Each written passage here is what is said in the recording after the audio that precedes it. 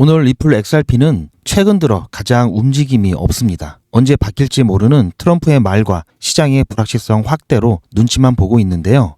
오늘 트럼프가 관세 전쟁이 장기화될 수 있음을 암시하는 듯한 뉴스가 나와서 장기화에 대한 대비와 시장 전망을 알아보는 시간을 갖겠습니다. 특히 오늘은 기술적 분석을 통한 차트의 심층 분석과 정치, 경제 분야의 거시적인 관점을 말씀드리는 중요한 시간을 갖겠습니다. 오늘 정말 중요한 내용인 만큼 구독과 좋아요 꼭 눌러주시고 영상 끝까지 시청하셔서 투자에 도움되시길 바랍니다. 자, 트럼프 미국 행정부가 한국 등 5개 우방국가 무역 합의를 먼저 도출하겠다는 계획을 발표했는데요. 중국의 태도 변화가 없죠. 굉장히 강경한 입장을 여전히 유지하고 있는데 그렇다고 트럼프가 중국에게 먼저 손을 내미는 것은 자존심이 허락하지 않죠. 그렇기 때문에 일단 중국이 더 오랫동안 버티지 못하도록 우방국에 대한 확실한 미국 편을 만들기 위한 포석으로 보고 있고요. 자, 이것은 중국과의 관세 전쟁이 장기화될 수 있음을 시사한다고 볼 수 있습니다. 자, 그래서 미중 간 관세 전쟁이 장기간 벌어질 경우에는 어느 쪽이 더 오래 버틸 수 있을까? 자, 이 부분에 대해서 제 나름대로 정리를 해봤는데요. 먼저 미국과 중국의 강점과 약점이 있겠죠. 먼저 미국의 강점으로는 중국보다 훨씬 더 큰 내수 시장과 소비력이 있습니다. 중국이 미국에 대한 수출 의존도가 꽤 높은 편이죠. 그리고 달러의 기축통화 지위로 인한 금융적 우위에 있습니다. 다양한 경제 구조 및 혁신 역량이 있고요. 상대적으로 안정된 정치 시스템이 있죠. 하지만 높은 물가 상승률 및 인플레이션 압력이 있으면서 소비자와 중간재의 중국의 의존성이 굉장히 크죠. 그리고 정치적 양극화로 인해서 일관된 정책 추진이 어려움이 있습니다. 그리고 현재 미국 같은 경우 국가 부채가 굉장히 높죠. 자, 이런 부분도 부담으로 작용하고 있는데요. 이에 반해 중국의 강점을 살펴보면은 중국은 강력한 중앙통제 정부로 고통을 장기간 감내할 수 있는 정치적 시스템이 되어 있죠. 북한 같은 경우도 그렇게 힘든 것을 버티고 있는 것을 보면은 중앙 통제가 굉장히 강력하기 때문에 가능한 일이죠. 또한 막대한 외환 보유고와 국영기업을 통한 경제의 통제력이 확실히 중앙정부에 있습니다. 그리고 생각보다 다양한 무역 파트너를 가지고 있고요. 1대1로에 대한 부분, 이니셔티브가 있죠. 그리고 세계의 공장이라고 할 만큼 생산 능력과 제조 기반이 튼튼합니다. 이것이 중국의 강점이고요. 약점이 있다면 경기 둔화 및 부동산 부분이 사실은 심각할 정도로 위기에 와 있습니다. 그리고 인구 고령화 및 생산 가능 인구가 많이 감소를 하고 있죠. 아까도 말씀드렸듯이 대미 수출 의존도가 굉장히 높습니다. 자, 여기서 잠깐 여러분들이 인구 고령화 및 생산 가능 인구, 중국이 인구가 얼마나 많은데 이런 게 있느냐 할 수 있는데요. 자, OECD 국가 및 중국의 인구 및 출산율을 잠깐 살펴보면은 우리나라 같은 경우에는 2023년도 기준으로 해서요. 5,100만이 좀 넘죠. 중국은 14억이 넘습니다. 미국 같은 경우에는 3억 3,400만 정도 되는데요. 지금 우리나라 출산율이 굉장히 낮죠. 0.72. 중국 같은 경우는 좀 높지만 그래도 1에 머물러 있습니다. 미국보다도 낮죠. 프랑스가 제일 높은데요. 현재의 인구를 우리나라도 조금씩 줄고 있고요. 중국도 조금씩 줄고 있고 대부분의 나라들이 조금씩 인구가 줄고 있습니다. 이 현재 인구 수준을 유지하기 위해서는 인구 대체율이라고 하는데요. 이 출산율이 2.1명이 넘어야 됩니다. 그래야지 현재 인구가 유지가 되고요. 성인 남자와 여자가 결혼해서 자녀를 둘을 낳아야 유지가 되겠죠.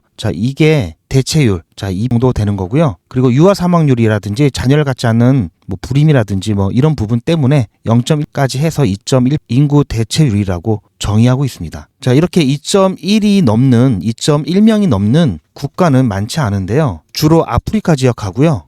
중동 지역, 그리고 아시아 일부 지역, 파키스탄이라든지 필리핀, 인도가 2.1이 넘습니다. 그리고 중남미 국가 같은 경우가 좀 넘는데요. 비교적 가족 계획을 안 하는 나라 위주로 넘고 있고요. OECD 국가 중에서는 유일하게 이스라엘이 3.0입니다. 3.0으로 유일하게 인구 대체율을 넘는 국가고요. 이렇게 봤을 때 중국이 인구가 굉장히 많긴 하지만 1위라고 봤을 땐 점점 급격하게 줄 수밖에 없겠죠. 이런 부분 때문에 인구 고령화 및 생산 가능 인구가 중국도 심각하게 생각하고 있는 상황입니다. 그렇다면 이 장기전의 결정적인 요인으로 꼽히는 게 일단 먼저 지금 자존심 싸움이 됐습니다. 그리고 트럼프 행정부 같은 경우에는 임기 초기 높은 지지율을 바탕으로 강력한 대중 정책을 지속할 가능성이 높고요. 먼저 손을 내밀려고 하진 않을 겁니다. 이에 맞서서 중국 같은 경우에도 한번 밀리면 계속 밀린다. 좀 그렇게 얘기를 하고 있죠. 정치 시스템 특성상 단기적인 경제 어려움은 오히려 미국보다도 더 오래 견딜 수가 있습니다. 반면에 미국 같은 경우에는 유권자라든지 지금도 난리죠. 물가 상승에 대한 불만이 더 민감할 수가 있는데요. 자, 이렇게 되면은 어쨌든 양국은 서로 의존도를 줄이기 위한 노력을 할 거고요. 자, 이러한 변화에는 상당한 시간과 비용이 필요합니다. 90일 유예를 했는데요. 다른 나라 같은 경우에는 이 안에 협상이 이루어지든지 아니면 정말 좀 더 가혹한 그런 상황이 펼쳐질 수가 있겠는데요. 장기전에 돌입하는 데 있어서 결정적인 요인으로 꼽히는 게 EU, 일본, 한국 등 동맹국에 대한 관세 정책에 얼마나 참여시키는지 이 부분도 굉장히 중요합니다. 그래서 제가 아까 처음에 뉴스를 보여드렸듯이 우방국, 동맹국에 대한 협상을 먼저 진행한다고 했죠. 이것은 장기전을 의식한 조치라고 보고 있는 근거가 되고 있습니다. 자, 그렇다면 이 장기전이 코인 시장에 어떤 영향을 줄지 그게 제일 중요한 거죠. 당연히 단기적으로 봤을 때는 부정적인 영향이 굉장히 큽니다. 최근에 비트코인이 8만 달러 아래로 하락한 사례에서도 볼 수 있듯이 부정적인 영향을 끼칠 가능성이 굉장히 높고요. 그리고 경기 침체 우려가 커지면 투자자들이 이제 위험 자산을 회피하려는 경향이 생기기 때문에 이러한 부분도 변동성을 크게 줄 수 있습니다. 그리고 인플레이션 압력으로 인해서 연준의 금리 인하가 지연될 경우에는 유동성이 감소해서 마찬가지로 코인 시장이 타격을 받을 수가 있겠는데요. 하지만 중장기적으로 봤을 때는 오히려 긍정적인 면도 있습니다. 달러 중심의 금융 시스템에 대한 대안으로 암호화폐가 부각될 가능성이 있고요. 무역 갈등으로 인해서 화폐 가치가 불안정했죠. 그래서 국경을 초월한 디지털 자산에 대한 관심이 높아질 수 있습니다. 자, 이런 부분까지도 미국은 염두를 해뒀기 때문에 비트코인을 전략 비축 자산으로도 지정을 했고요. 또한 스테이블 코인에 대한 우위를 점하기 위해서 이 부분도 제도적으로 보완해 나가고 있죠. 이런 시장 분위기와 리플 XRP의 특수한 상황과 맞물려 가지고 리플 XRP의 전망을 살펴본다면 우선 가장 중요한 이슈는 뭐니 해도 SEC 소송 철회와 ETF에 대한 승인이겠죠. 제가 여러 군데를 검색을 해봤는데요. 현물 XRP ETF가 2025년 내 승인될 확률이 85에서 87%로 굉장히 높게 평가되고 있습니다. 그리고 최근 SEC가 암호화폐 기업에 대한 소송을 잇따라 철회한 것도 리플과의 소송에도 같은 방향성을 보여준다고 기대를 할 수 있고요. 관세 전쟁 상황에서도 특히 XRP의 강점이 있죠. XRP는 국경 간 결제 시스템으로 개발됐기 때문에 오히려 무역 갈등으로 인해서 국제 결제 시스템의 비효율성이 증가할수록 리플의 가치가 더 강화될 수가 있습니다. 특히 미중 갈등이 장기화되면 달러 중심의 결제 시스템에 의존하지 않고 대체 결제 방식에 의한 수요가 증가할 수가 있겠는데요. 리플의 ODL이죠. On Demand 리퀴디티, 이 서비스는 무역 갈등 속에서도 효율적인 국경 간 결제를 가능하게 할 수 있습니다. 따라서 소송 종결 시 이 부분은 XRP 가격이 컨턴 점프를 할 수 있는 확실한 재료가 될 수 있고요. 왜냐하면 이 부분은 ETF 승인과 바로 직결되기 때문입니다. 그리고 관세 전쟁 하에서는 단기적으로는 시장을 이길 수는 없기 때문에 시장과 마찬가지 변동성이 XRP에도 나올 수밖에 없는데요. 그러나 중장기적으로 봤을 때는 오히려 국제 무역에서 리플 네트워크의 실용성이 더욱 부과될 가능성이 있습니다. 그러면서 국제 금융 시스템이 블록화되고 분열될수록 리플과 같은 대안적 결제 시스템의 채택이 가속화될 수가 있겠는데요. 미중 관세 정쟁의 장기화는 이 브릭스, 브라질, 러시아, 인도, 중국, 남아프리카 공화국 여기에 아랍에미리트가 꼈죠. 이런 국가들의 결속력을 더욱 강화하고 탈달러화 움직임을 가속화할 가능성이 높습니다. 이러한 환경은 오히려 리플과 XRP에 잠재적인 기회를 제공할 수도 있고요. 물론 실제 채택 여부는 여러 가지 또 변수가 있겠죠. 그래서 이렇게 긍정적인 시나리오와 부정적인 시나리오가 있는데요. 이 브릭스 국가들이 달러 대체를 하기 위해서 리플의 기술을 활용하거나 참고할 가능성이 있다. 부정적인 시나리오는 여기에 중국이 있기 때문에 CBDC 관련해서 중국의 디지털 위안화 시스템으로 채택할 가능성도 있기 때문인데요. 하지만 긍정적인 시나리오에 힘을 실어주고 있다고 보는데요. 그 이유로는 이건 리플에서 직접 제공한 리플 페이먼트 다이렉트 문서고요. 여기에 나온 지불 프로세스가 현재 아랍에미리트에서 그 운용이 승인되었습니다. 이거는 올해 3월 달에 이 기사를 여러분들 보신 적이 있을 겁니다. 따라서 2024년 4월 1일부로 아랍에미리트가 브릭스의 회원국이 되었죠. 처음에 말씀드렸던 이 브라질부터 남아프리카 공화국 더하기 아랍에미리트입니다.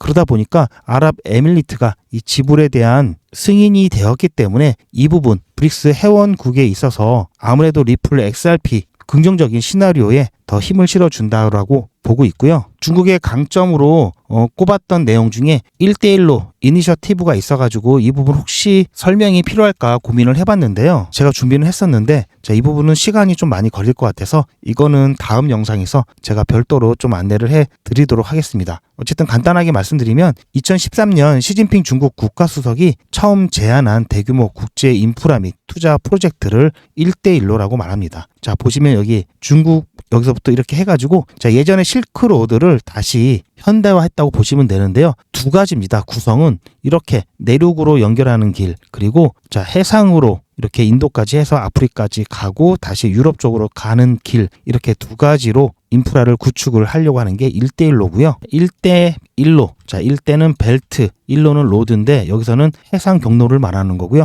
1대는 실크로드의 경제 벨트라고도 불립니다. 육상 경로를 의미한다고 보시면 되고요. 하지만 지금 잠깐 축소되거나 변경이 되었는데요. 말씀드리다 보면 계속 길어질 것 같아서 일단은 제가 여기서 끊고요. 제가 다음 영상에서 이 부분 조금 더 자세하게 말씀드리는 시간을 갖겠습니다. 관세와 1대1로 무슨 관련이 있느냐 하실 수 있는데 관련이 있을 수 있습니다. 그래서 제가 이것까지는 준비했었는데 중요한 것만 정리를 해드리면 미중 관세가 장기화되면은 단기적으로는 안 좋습니다. 당연히 안 좋고요. 그렇다라는 얘기는 추가적인 하락이 나올 수 있다라는 얘기고요. 중장기적으로는 추가적인 하락이 나온 이후에는 다시 반등할 수가 있겠다라는 얘기죠. 그렇다면은 여기서 나온 추가적인 하락, 매수 기회가 된다는 얘기고요.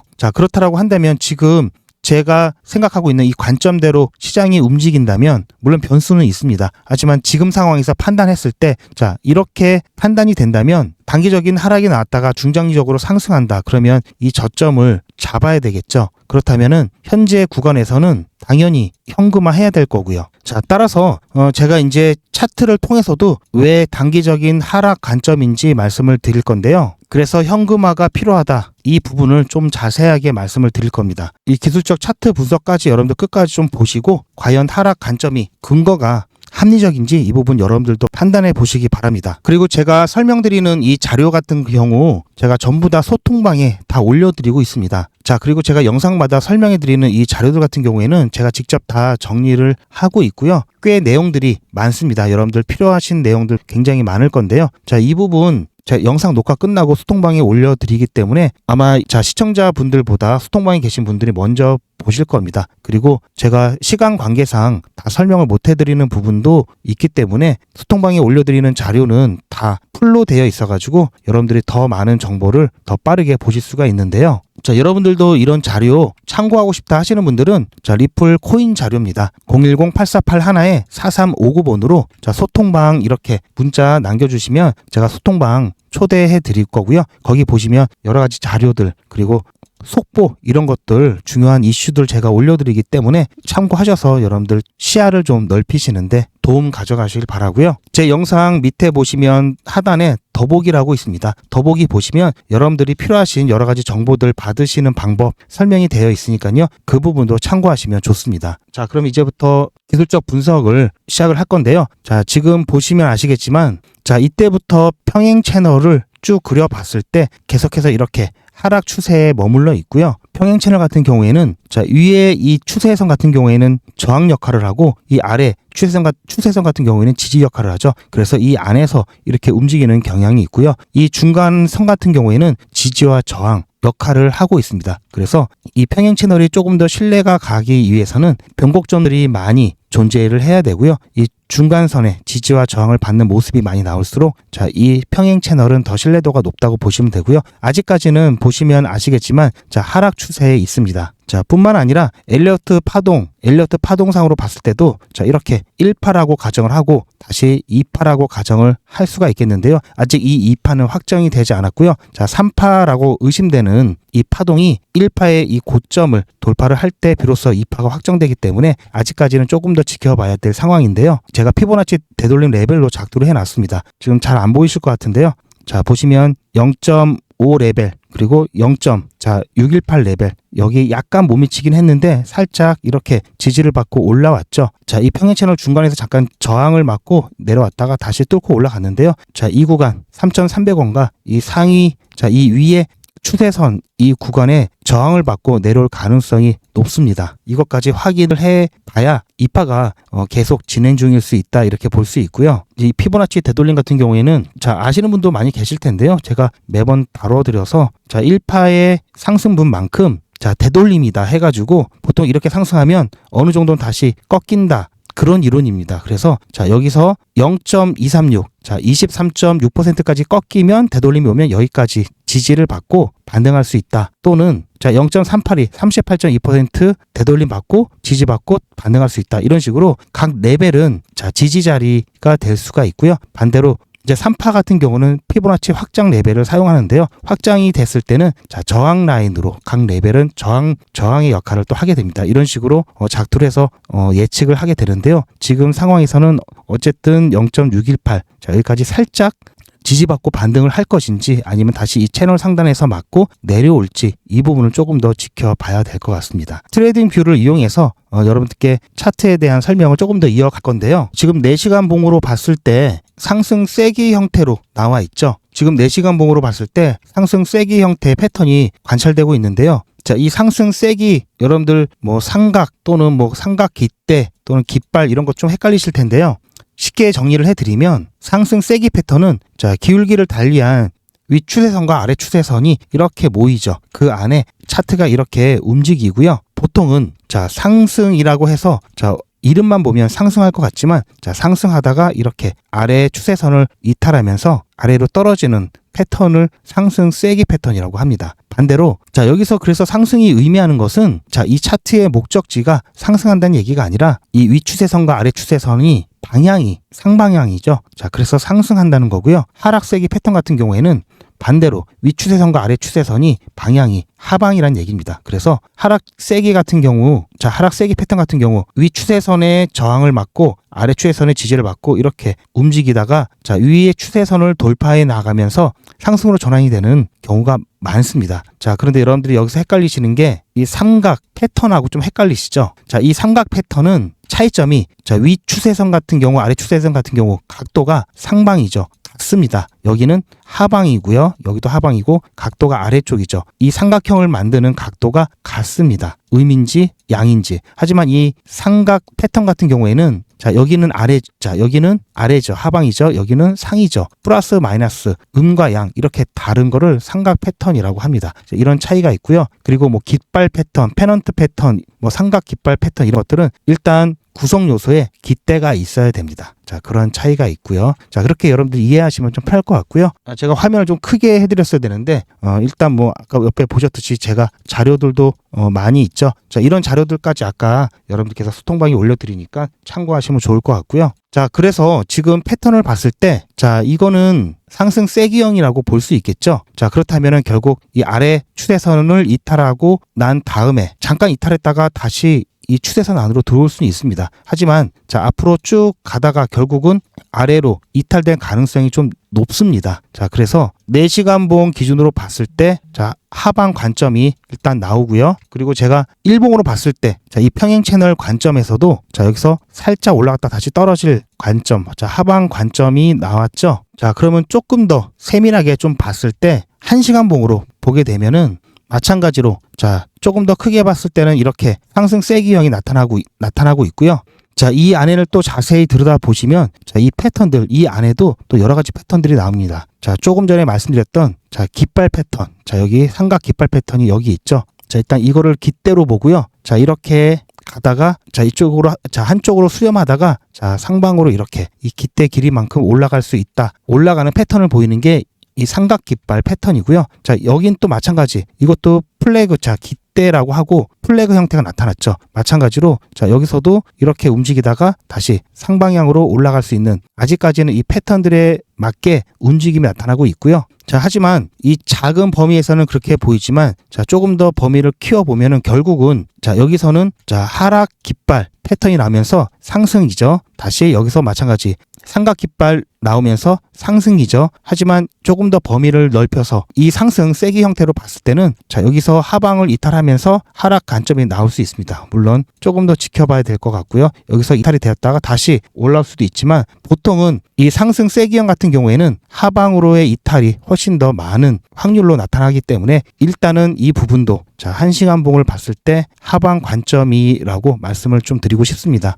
제가 영상 관계상 좀 자세한 얘기는 소통방에 자료를 올려드리면서 하고는 있는데요. 영상에서는 제가 차트는 되게 간단하게 말씀을 드리고 있거든요. 그래서 아마 저는 차트 분석을 안 한다고 생각하시는 분들도 아마 계실 겁니다. 자, 어쨌든 단기적인 관점은 하방이 4시간 봉, 1시간 봉, 자, 1봉 이렇게 모두 다 하방 관점으로 나타났다라는 것을 말씀을 좀 드리고 이에 따라서 여러분들 좀 대응을 하시길 바라고요. 자, 이렇게 기술적 분석 그리고 정치경제의 거시적인 관점 더해서 제가 여러분들께 또 한 가지 정확도를 높이기 위해서 자, 여기 보시면 GP 제 계정이고요. GP AI 포인트 전략 신호를 제가 AI를 이용한 프로그래밍을 통해서 신호를 받고 있습니다. 적재적소의 신호를 받아서 여러분들께 이 신호를 문자 또는 자, 소통방에 제가 크로스 체킹해서 실시간으로 안내를 해드리고 있고요. 아까도 말씀드렸듯이 단기적인, 중장기적인 관점에 이해하더라도 트럼프가 한마디 하고 이럴 때마다 시장이 큰 변동성이 나타나기 때문에 자, 이러한 것들은 실시간으로 대응을 하는 게 최선입니다. 제가 AI 이 신호를 바탕으로 해서 실시간으로 문자 안내를 드리고 있는데요. 저와 함께 매 중요 순간마다 적절하게 대응하셨던 분들 같은 경우에는 지금 이런 하락장에서도